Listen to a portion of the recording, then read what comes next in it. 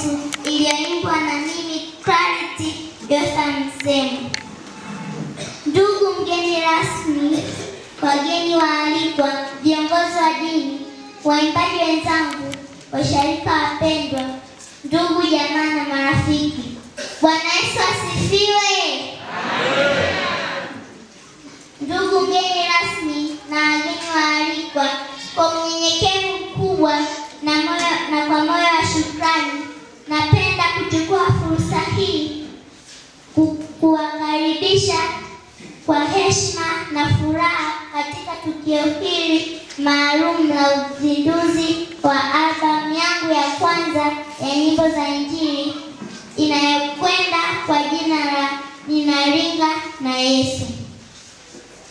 Ndugu mgeni rasmi na wageni waalikwa, albamu hii ni matokeo ya safari ya kiroho, tafakari, maombi na uongozi wa Roho Mtakatifu.